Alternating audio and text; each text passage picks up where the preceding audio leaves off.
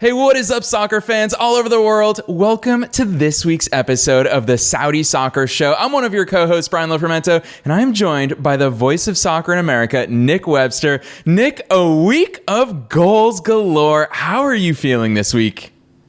Well, it was almost like Christmas Day every day of the week last week, as you just said. The goals were absolutely pouring in the Saudi Pro League. Not too keen on what I'm seeing defensively, but hey, when it comes to attacking, I think we're seeing right now why the Saudi Pro League has found and signed some of the best attacking talent in the world. Yeah, for sure. And I'll tell you what, as we head into the international break, we had quite the weekend of fixtures that Nick and I are going to run through, as well as some rumors, some updates ahead of the transfer window closing. And there's a bonus episode coming for all of you this week here on the Saudi Soccer Show. So we'll definitely talk about that. But Nick, we've got quite a few things on the rundown this week. I guess we've got to start. It's the top of everybody's list, a 7-goal thriller. Well, you've got to say the King Abdullah Sports City Stadium was perhaps treated, and I'm not one to exaggerate, but I think it was the best game in world football last week. Al Ittihad, the champions, going up against Al Hilal, and Al Ittihad were just so good in the first half, and Karim Benzema scores just a ridiculous goal.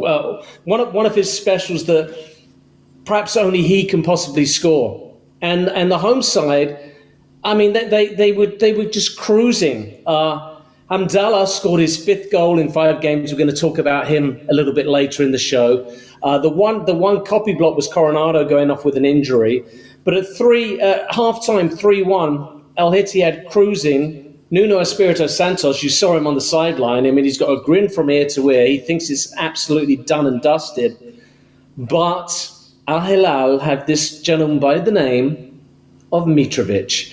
Now, he scored in the first half to make it 3-1. The goal he scored in the first half was sublime. I can't wait till we start showing highlights, Brian.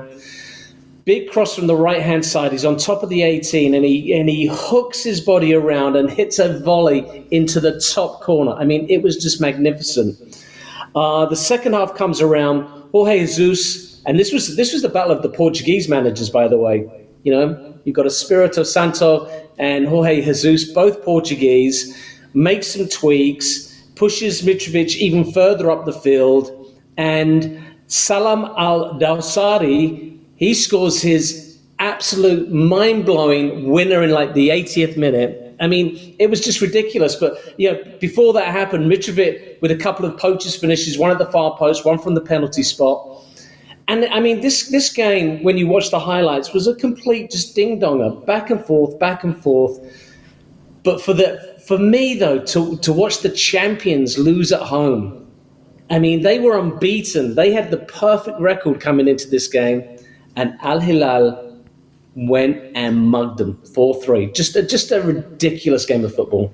Yeah, and so many talking points, as you already alluded to. Obviously, there was a hat-trick hero in the name of Alexander Mitrovic. Just in one of his first few matches in the Saudi Pro League, this guy continues to score because that's what he does. But also, last week, you and I talked about it in depth. Karim Benzema, nobody knew the state of his injury. Not only did he play, but he scored in the 38th minute. And Mitrovic bagged 2 of those goals in the second half within a 5-minute span. One of those, poacher's finish, like you said, the other one, a penalty. It's so cool to see him scoring. And I'll tell you what, last week it was a case of the champions staying perfect. If we take a look at the league table, Nick, Al Ittihad dropped to 3rd place, which we've got to talk about. The club in the middle of Al Hilal and Al Ittihad, which is Al Tawoun, have been surging up the table. We'll get to them here today, but Al Ittihad, 3rd place. That's not a comfortable place for them to be. No, I mean, look, they expect to be in first place all season long. They expect to be champions. They're the current reigning champions. And actually some news about them as well. The FIFA Club World Cup is going to be in Saudi Arabia in December. The draw was made, and Al Ittihad could, in fact, meet a certain Manchester City in the semi-finals. And when you think about what the Saudi Pro League is trying to do, this is what they're trying to do. They're trying to compete with some of the best teams in the world. So you can't be losing games at home. And I think that that's a big concern for Espirito Santos. He'll be feeling the pressure because that's 3 massive drop points. And you have to say to yourself, where are you going to pick him up? And the only place you're going to pick him up is by beating other members of the Big Five. Yeah, and I want to also talk about, obviously this is the highlight of the week, the 4-3 result, Al Hilal beating Al Ittihad, but when you look at Al Hilal's squad, obviously they've got the likes of Mitrovic, the hat-trick hero, Milinkovic, Savic pulling all the strings from the number 10 spot. Malcolm is an incredibly talented attacker, but we haven't even seen the best out of Ruben Neves just yet. He did not play at his best over the weekend, but with that, you've got to look. I mean, Koulibaly also didn't have an incredible match from the back. Well, heck, can we say that about any of the defenders this week in a 4-3 result? But you just feel like there's still more gears to this Al Hilal squad. Obviously, we talked with Gregoire about who's going to be favorites for this season, but Al Hilal, at least right now, moving from strength to strength, even when their strengths aren't performing on all cylinders just yet. Yeah, for sure. I mean, Gregoire, our Saudi Arabian correspondent for Al Hilal, very high on the team, thinks that there are not only going to win the Saudi Pro League, they're going to win the King's Cup, and they're going to compete in the Champions League once that starts firing away in just a few short weeks. Yeah, Nick, I want to move on because another big name that hasn't started the season quite as blistering hot as Alexander Mitrovic, but he is a French international. He's got an incredible career history, and that is the one and only former Lyon, Atletico Madrid, and Celtic player, which is Moussa Dembele. To the rescue this week. What did you see for Al Ettifaq this week? Well, Al Ettifaq, the last 2 results have not been good. There was a loss. There was a tie to the bottom team in the division. Stevie G was definitely feeling the pressure, and watching his body language as his team went 1-0 down. I mean, you could actually see the stress lines just beginning to pour all over the Liverpudlian. But thankfully, Jordan Henderson did a really great job. Really got hold of the midfield. He was spiky. He was in every tackle, and he was the fulcrum really for pushing Dembele higher up the field. And then Dembele gets a brace. His second and third goals of the season, and Al Ettifaq get a massive 3 points. That keeps him within touching distance of the leaders and takes a little bit of pressure off Steven Gerrard. And I really liked, as I said, I liked what Henderson was doing. I thought he had a great game. Yeah, and you talk about Jordan Henderson. He's been in the headlines this week. Not only did he have a brace of assists on both of Dembele's goals, but I'll tell you what, Nick, I'm not sure if you saw the headlines out of the English press already this week, but the Saudi Pro League has been a subject of what England is talking about this week. Jordan Henderson, chief among them, where he talked quite frankly and openly about his move. Obviously, he is on England international duty this week. A lot of questions not only on Gareth Southgate, but on Jordan Henderson himself. What's he doing in the Saudi Pro League? And he made it clear money is not the only factor for him. And when he was asked about, obviously people want to talk about so many social issues surrounding the Saudi Pro League, but what Jordan Henderson said, which I think that part of it's a little bit diplomatic, part of it is just a little neutral, where he said, hey, if we want to talk about acceptance, we have to talk about accepting everybody. And playing in the Saudi Pro League is for sure opening his eyes, not only to a new set of football cultures, a new set of the way that the league plays, but also a new set of what life and culture can look like in another country. What's your take on that? Because a lot of people are criticizing him for being diplomatic in that way, but I think that just like you and I love to do with the Saudi Pro League, hey, football's the universal language. Let's talk about that. No, it sure is the universal language. And I think Henderson has always conducted himself immaculately, when he was at Sunderland, as the captain of Liverpool, even as an England international. The knock has been that the Saudi Pro League isn't the best preparation to be playing for England. But I would disagree with that. I think what Henderson's going to have, he's going to have a little bit more mileage in the tank than some of the players who are playing in the Premiership, where it is 100 miles an hour every single game. So I actually think that Henderson's going to be very pivotal for England over the next couple of games in their qualification for the European Championships. I really got a lot of time for him, and I think he's one of the genuine people in football. So for you Henderson haters out there, I'm not going to join you. Yeah, and I want to add to this, Nick, because I think we have to talk about it as football mad supporters that we are. It is the International Week, and what you just brought up talks about Jordan Henderson is now also adding to his cultural football resume. And playing in the Saudi Pro League, it's different playing styles. It's different intensities in the stadium. It's one thing you and I remark on a lot. A lot of people criticize the likes of UEFA teams, for example. When they go to the World Cup, they are only used to playing UEFA teams. They're not used to different playing styles, which is why we saw Morocco, for example, cause a lot of problems in the most recent World Cup. So I think that football culture is important to have a diverse experience in. And you know what? What's better, playing in the Saudi Pro League or sitting on Manchester United's bench, a la Harry Maguire? So a lot to be said there. For sure. And I think, and this isn't a knock on English players, but traditionally, they're not the best travellers in the world. I mean, if you go around all the top leagues in England, you can count pretty much on one hand how many English players have taken the challenge of leaving the Premiership and going and experiencing a different culture, a different way of playing. And Henderson's really taken a huge jump. You've gone from Liverpool, from Anfield, the captain of Liverpool. Maybe wasn't going to get the playing time they expected, this current season. But he's taken a chance. Yes, he's on good money, but at the end of the day, careers are very, very short, Brian. And I will not criticize a player who, number one, wants to look at a different way of playing, and number two, wants to maximize his earnings. Yeah, and you talk about English not being great travelers. Football fans around the world know that Jude Bellingham right now is lighting it up for Real Madrid. He's experiencing a great start to life, but someone who's not experiencing a great start to life right now is Al Ahly. We need to talk about their absolute meltdown. We've been focusing a lot here on the Saudi Soccer Show on what we call the Big Five, but gosh, speaking of Big Five, a 5-1 result that they're on the wrong side of against Al Fateh. Nick, what happened? Well, Slaven Bilic, really pulled one out of his back pocket. But, when you watch the highlights of this game, it really is, the scoreline is so deceiving.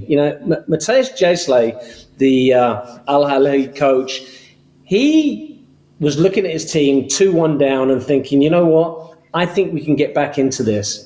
And the goals then just started flying. So as Al Ahly was pushing forward, they kept on leaving space in the back.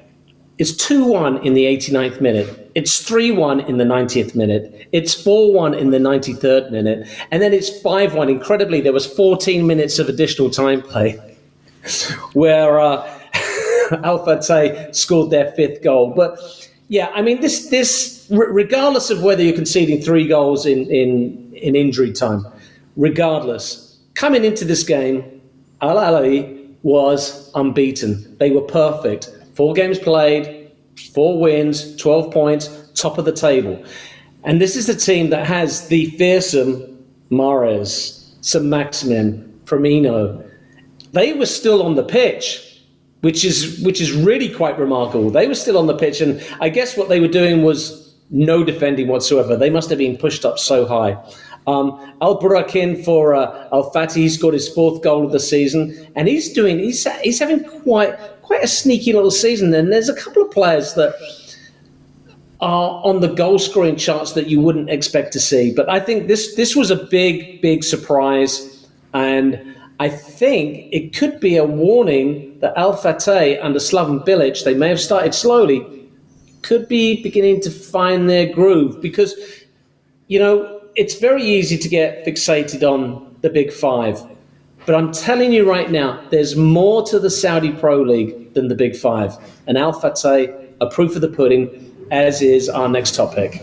Yeah, Nick, before we move on to our next topic, I want to, and you do such a good job at it here on the show, is that you focus not just on the players in the Saudi Pro League, but shouting out Slaven Bilic, obviously someone who has managed in the Premier League. The managers themselves are also contributing to the success of the league, the success of these teams that we talk about on a weekly basis, and the success of the squads that they've assembled. You talk about where all these different goals are coming from. And yes, it was a goal fest, but Al Ahly actually took a 1-0 lead inside the first 6 minutes. So kudos to Slaven Bilic. He's just one example of how many great managers there are out there. And speaking of Al Ahly, before we move on to the second club in the table, let's take a look at where Al Ahly are. You talked about them being top of the table. They're down to fourth now with Steven Gerrard's Al Ettifaq just 2 points behind them. But what I think is really revealing is goal difference is going to play a part this season. It's tight at the top, and a 5-1 defeat has brought Al Ahly's goal difference down to just +3, level with Al Ettifaq. There's a lot that we're going to be talking about there, but we cannot ignore, you and I have both alluded to it, Al Tawun. What is going on there? What is the magic in their water? Well, I think Pericales Chumusa, the Brazilian coach, he's got a bunch of Brazilian players, and they are figuring out what it takes to not only be competitive on the road, but be rock solid at home. And they are unbeaten this season. Okay, so we're talking 5 games played. They've not lost. They tied their first game, so they've reeled off 4 on the bounce. I really like the centre back Andrea Girotto. He's a centre-back in I want to call it the John Stones mould. He's a real great footballer, loves to get forward at set pieces, very comfortable with the ball underfoot. Mateus, the Brazilian right winger, he's got 3 assists on the season right now. So things are really beginning to move. And this Brazilian flair is really finding a home in the Saudi Pro League. And I want to put a lot of credit to Chumasca, because he's obviously looked at the transfer market. He's found these Brazilian gems, and it's so easy to go, oh yeah, I'll take a Neymar, I'll take a Richarlison. But how about finding a Mateus? Where's this guy come from? You know, all of a sudden, boom, he's there producing. And Al Tawun, really, I think they're the shock of the weekend. Yes, we had the 7-goal thriller. Yes, Al Ettifaq saved, Gerard's bacon, but Al Tawun are the story right now. Yeah, and speaking of stories, you shout out how many players have a giant stage right now as a result. I know that there's one player in particular that you are especially impressed with. We've got to talk about Hamdallah this week. Hamdallah, he finished up on the losing side for Al Ittihad, but this Moroccan has just taken the league by storm so far. And I think what we're seeing here, Brian, is that the superstars obviously get all the credit, and rightly so. But this he's not young anymore, he's 32 years of age.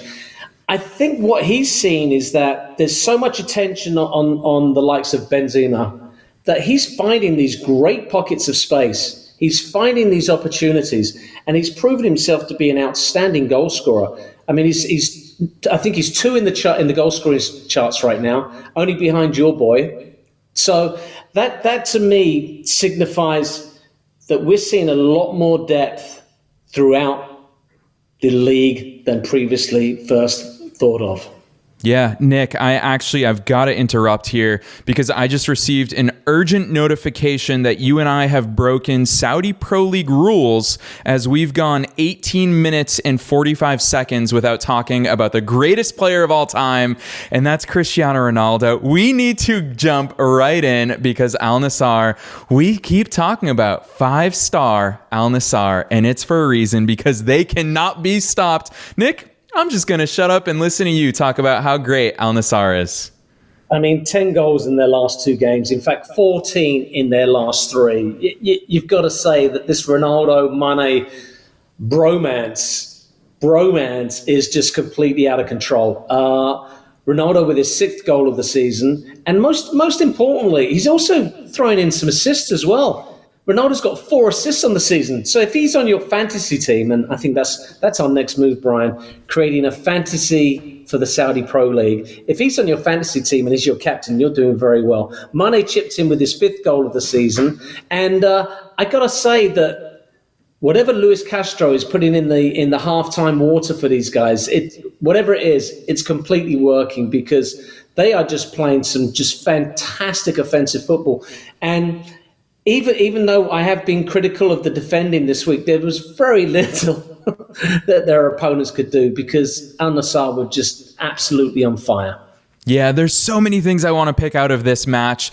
One observation is a 5-1 victory with 5 different goal scorers for Al Nassr. It's easy for people on the outside looking in to point to Cristiano Ronaldo, Sadio Mane, which you're right. I love that you called it the bromance because those two have slotted in. I don't know if you saw. Sadio Mane did the C celebration and was loving it. Cristiano Ronaldo was loving it. Those two are really clicking. They've got that telekinesis on the pitch. We saw it a few weeks ago. Ronaldo with that no-look back heel flick to put Sadio Mane through. There's so much good stuff going on with Al Nassr right now. And you also talk about Ronaldo being your fantasy captain. Well, let's talk about real-life captain because Ronaldo looks happy. As someone who's followed him throughout his entire career, from the pimply-faced teenager that we saw at Sporting Lisbon to Manchester United to Real Madrid, all the way to Turin with Juventus, back to Manchester, and finally he's happy again. Broke the world record, as this man does. He's a world record breaker, became the first to 850 professional goals, as he puts it, all of which have been caught on video. We're seeing a new Ronaldo. You talk about the assist machine. What is it that's unlocking it? To me, it seems like it's an ingredient of he's got the right players around him. He's got the right manager in place. But I also think from a cultural perspective, Ronaldo's loving life and he's also feeling the love in return. Well, I mean, you bring up a really good point, Brian, happiness. And I think it was very clear to see his last 6 months at Old Trafford. He was a very unhappy camper, and an unhappy Ronaldo, because of his personality, has the influence to make everyone around him unhappy. And I think we saw that United were really struggling to figure out what to do with Ronaldo. Obviously, Ten Hag came in and definitely had different plans. I think that this opportunity for Ronaldo to, and I want to kind of compare it to David Beckham. When David Beckham came to the United States in 2007 and signed for the LA Galaxy, he really was a trailblazer. Beckham was the first player, the first big player to say to himself, you know what, I'm gonna leave a monster club. He left Real Madrid and he moved to Major League Soccer. Cristiano Ronaldo has made the same step. He said, you know what, I'm going to leave one of the biggest clubs in the world, Manchester United. He could have gone anywhere, Brian. I mean, there were clubs clamoring for Cristiano Ronaldo, including PSG, no doubt. And he said, you know what, I'm going to be a trailblazer. I'm going to go to Saudi Arabia. I'm going to be the first big name to come into this league and change the way the world sees Saudi Arabian football. And he has succeeded beyond all measure. And like you say, he now plays with a smile on his face. I can't even imagine to think what it's like to be a teammate of Ronaldo right now, especially if you're a young Saudi Arabian player. You're seeing the best in the world. You're seeing his work ethic, how he comes to training, how he prepares, how he eats, and now how he displays his just incredible goal-scoring prowess.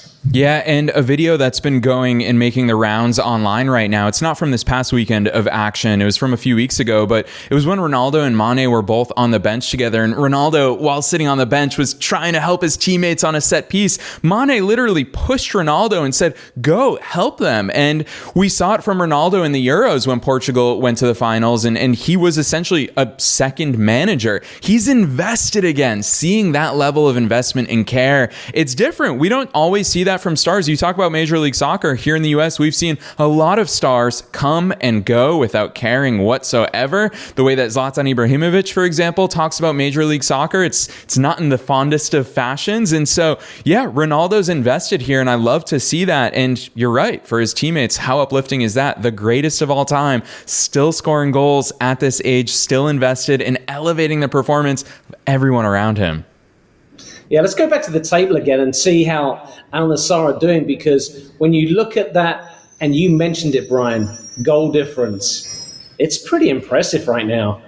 Yeah, it's incredible. Plus 10 for Al Nassr. That is the second best goal difference, even though the fact that they are in sixth place, they're on 9 points. 3 points would take them up into third place, which would level with Al Ittihad, but that's where that goal difference is going to come into play. You see how important that is already looking at the table heading into the international break. Yeah, I mean, look, the table, it has the big five, kind of where you expect them to be. The outsider, the outlandish Al Tawun snuck in there in second place. I just hope they can keep it up, because it would be fantastic to see one of the lesser known teams mix it up with the big boys all season long.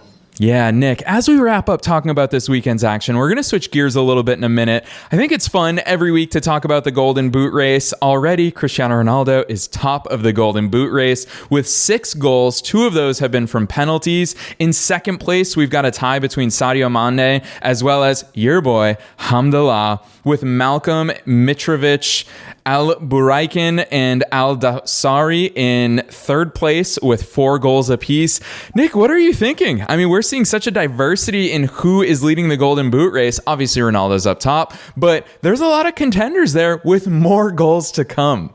There are, and this is the beauty of the Saudi Pro League, and it's not just superstars. We're looking at some Saudi Arabian players who are making a name for themselves. Salim Al Dawsari, like you mentioned, he's got 4 goals on the season. He is just a wonderful talent, and don't be surprised if he is moving up those charts over the next couple of weeks. Yeah, fans might think that the action is dying down in the Saudi Pro League, as it is in leagues all over the world with the international break here. But Nick, Thursday, September 7th, is the transfer deadline in Saudi Arabia. There's still that lurking rumor of an increased bid for one Mohamed Salah from Liverpool.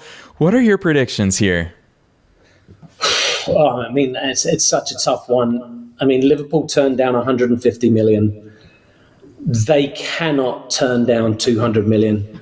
I mean, let's be honest. Mo Salah is an incredible footballer, a fulcrum of Liverpool for the last 5-6 years. But if we're honest, his best years, they're not in front of him; they're behind him. And if you could get £200 million for Mo Salah right now, Liverpool would be foolish not to take it. And yes, it might put them in a little bit of bother in terms of they wouldn't be able to spend any of that money until January. But Liverpool right now, I mean, I think it's an embarrassment of riches up front. Diaz, Jota, Darwin. I mean, these are all exceptional players. And I actually think that Liverpool would move on with no Mo Salah. I think that £200 million is such a lot of money, including his wages and all that. But I think if they come back with another bid in that region, Liverpool can't turn it down. Yeah, I agree with you. And unfortunately, I also agree. I think Liverpool will move on. We've seen it time and time again from clubs all over the world, is that we can't picture a Liverpool without Mo Salah. Guess what? It happens. We couldn't picture a Manchester City without Sergio Aguero. We couldn't picture a Manchester United without Cristiano Ronaldo, among others. So there's so many things that it does move on. I think it'd be a huge coup for the Saudi Pro League, and it speaks to the fact that there's so much more excitement to come. We still haven't seen Neymar take the pitch, so a lot of stuff coming up. Nick, including a bonus episode here on the Saudi Soccer Show this week, what can we expect in your awesome conversation with Misha? Misha Sher, the global head of entertainment, sport, and culture. He is perhaps the most connected man in world football. We talk about, and this is blasphemy, Brian. You're not going to like it, but we talk about the possibility that the Saudi Pro League is the beginning of the Super League. Yeah, that Super League that tried to crash its way in a couple of years ago. I think we're seeing it right here. And Misha and I talk about the fact, and Misha says that within the next 7 years, because the world is getting so much smaller, we will have a Super League. And it won't be the likes of Milan and Juventus and United and Liverpool. They'll be joined by the likes of Al Hilal, at Al Ittihad. So Yeah. Nick, this is well worth a listen. I love that teaser. It's a fascinating conversation. Obviously, I've had the chance to tune in to what you guys talked about. There's so much good stuff that's going to tickle the fancy of football fans all over the world. There's so much that's there to be excited about, so much to think about, and there's only one way for all of you to tune into Nick's conversation with the incredible Misha, and that is to pound that subscribe button wherever it is that you tune into podcasts, because the Saudi Soccer Show, we're coming at you not only with this episode this week, but that bonus episode that Nick just teased for us, so you can hit that subscribe button, leave us a rating and review. We are making waves all over the world. It's so cool for us to see where we're falling in the charts. Shout out to our fans in Saudi Arabia. We love seeing the Saudi Soccer Show ranking there, and we also so appreciate your input. The boots on the ground, those of you who have the opportunity to go to games, to hear what the local news is saying about all these global superstars playing in the Saudi Pro League, hop on over to saudisoccershow.com. You can actually leave us a voicemail. We'd love to play your opinion, your voice here on the show. Shout out as well to our fans. We're ranking in the United States of America, in the Netherlands, all over the world, Nick. So many fans tuning in to the Saudi Pro League. What are your parting thoughts on this week's episode? Well, I just think that we've seen some unbelievable attacking over the last week. We've seen 2 rounds and the goals are just flying in. And it really leads me to believe that players are beginning to understand patterns of play. They're beginning to take a few more risks here and there. And I think that over the course of the next few weeks, it'll be interesting to see how they come back from the international break. But I think we're going to continue seeing the most attacking football being played right here in the Saudi Pro League. Yeah, let that be a trend that long continues. Just a reminder, head on over to saudisoccershow.com to check out all of our episodes, as well as our blog content, including our bonus episode with Misha Sher this week. Otherwise, Nick, I'm so excited for the close of the transfer window, the end of the international break, and we'll see everyone next week here on the Saudi Soccer Show.